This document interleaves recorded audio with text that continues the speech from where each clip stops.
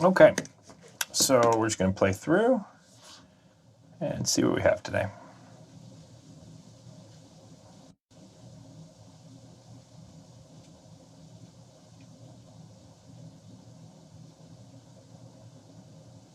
So kind of magic hour commercial. Okay, so first things first, we have to balance these shots out.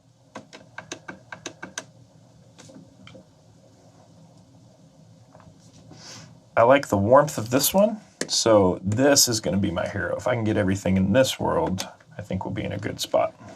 When I look at this shot, it's leaning a little bit green. If I look at the vector scope, I can see that it's leaning on the green side. Think of it like a video game where you're trying to get your meat and potatoes of your data in the center of those crosshairs. Basically, if you're like on a seesaw, right, and you're teetering, right, you want to try to keep it in the middle. You don't want to be leaning one way or too far the other way. You want to keep that nice balance, right? So first thing is we'll go into our base grade. We'll go into our film grade operator, and we will minus green. Only use printer lights when you're doing your initial balance. That limitation is going to force you to really make sure that you're balancing in a way that is linear and that you're not putting in a curve into that camera. Once you break that nonlinearity, it's very hard to get back, and you can find yourself struggling if you start to change shadows and change midtones, then change gain, then change shadows back to midtones. So by working in printer lights, it's easy to keep that linearity, and it makes it a lot easier to color balance. Next, we're going to add some contrast and increase exposure. That's going to inform so much about the color. As you decrease density, you pick up saturation. As you make things brighter, you're going to lose saturation, so it's really important to do exposure first.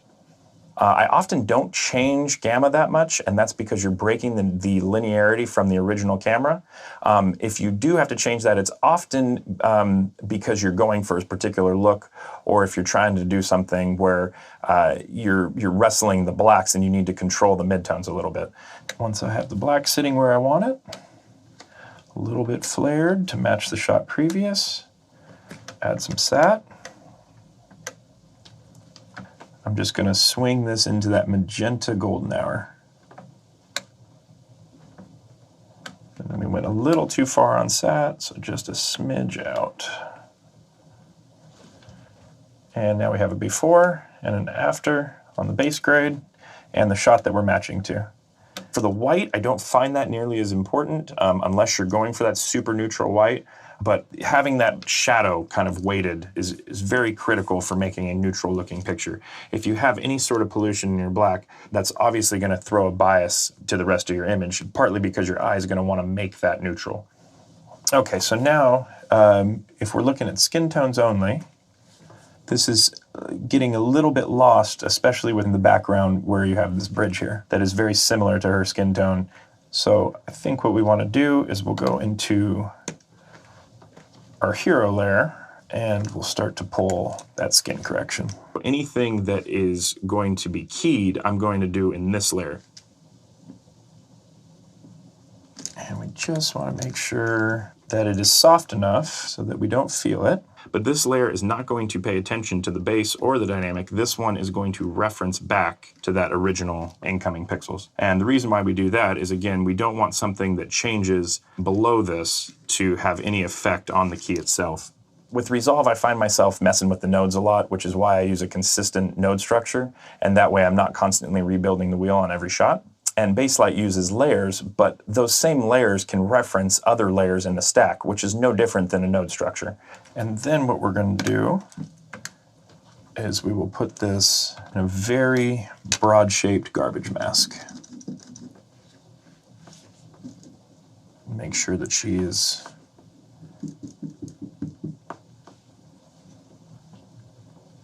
caught, but not the bridge. We don't want to increase anything on the bridge. Okay, so now that we have our matte built, I'm just going to gain her up a little bit, make her pop off that background, and then keeping in mind of the skin tone line on the vector scope, we'll just nudge it ever so slightly in that direction. Now, scopes for a colorist, those are our measurement devices, right? Just as if you're a contractor or a carpenter and you had to measure what you were going to build, measurement is key, and you need to have very high-end scopes to make sure that what you're measuring is accurate. But that said, it doesn't really help you artistically that much. So now we have everybody singing a bit. As we go down in the layer structure that I kind of have as my standard, I always have a shape that is living on the top. I don't necessarily use it all the time, but often when you're fixing lighting or if you just want to bring drama to a shot, a grad filter is never a bad thing to have. Now in general, the top could be taken down, just again to draw our eye more towards our actors and actresses. So we'll go back to film grade and just use exposure. If you use the differential ball, your eye is adjusting to the correction as you're making it, and it's very easy to overcorrect because you're seeing a gradual change. Whereas if you use printer lights, there's a drastic jump. Your eye doesn't have a chance to sit there and rest and get used to the new light point, essentially. And we'll put a smidge of that magenta from the shot previous, a little bit of red yellow, warm that up. Kind of last light look. It's before, after, that's starting to feel like the last light of the day. And now if we look at overall before and where we've taken it now. And that's going to match back into our previous shot much nicer. Rewind, we'll go forward. So now we have a problem with this one. It's leaning green-yellow. Again, these shots we love, this shot's matched in now. So let's take this one now and start dialing that into here. Give it a little bit of that warmth, increase the contrast, and flare it out a bit. I don't feel like you need to make them match exactly as long as the feel is still there. It's more important to make sure that your actors sing and that the story is being promoted. But you can always have a slight bump in the wides. You do see sometimes that if you do need to make it match exactly, it requires often some window work to make sure that the larger environment is being controlled the same as the tighter shots. Now in general, happy with where this is sitting now, but let's put a small shape on the top. And for that, we're going to use a vignette, but I'm only going to use half of it, so I'm going to make it very wide and take it down so that we're really only hitting the top part. We're going on the inside, we want to be on the outside of that. And that's helping just take the curves off of that, and then on the inside of that, we can increase them up a bit.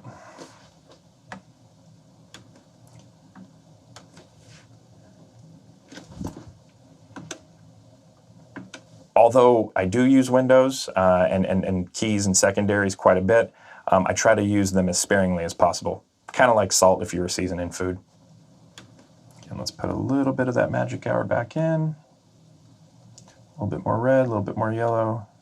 If you do get into a situation where you're essentially repairing a shot, that typically happens not supervised and offline, because you don't want to be getting mired down too much with the nitty-gritty and the roto when you're really just trying to progress the creativity of the story. Okay, so in this shot, we're going to work on the skin tone here. And what we're going to do is I'll use my hero layer. Again, just a big garbage mat to make sure that we don't get anything else. And we're going to pull nice soft key this skin. A little compression in the signal. It's okay. Blur through it. Now we don't want to get his eye, so we erode the mat a little bit. Okay, so now that we have a good mat, just going to soften his texture just a bit, make him nice, smooth baby skin. And then we can lighten it up a little bit. Okay, now from here, we need to kind of feel where we want his skin to be. And right now it's leaning a little yellow-green. You always want to pay attention to where you're placing it within the vector scope. Now, depending on the lighting conditions in your scene, you could be a little bit left of the skin tone line or a little bit right of the skin tone line. As long as it's consistent, it's not going to matter. It's very important that you're keeping an eye on scopes, but don't rely on them too much to think, when the scope looked like this for this image, I liked it, so I'm going to make the scope look like this for this next image. It's not always the case. If you can try to avoid keying when hitting your skin and just nailing it in with the initial balance, that's always going to be the best. If you have to, then you can resort to secondaries and start to try to help it a little bit. I always try to lean towards using just hue shifts, if at all possible, first. Hue shifts are basically going to do the key for you.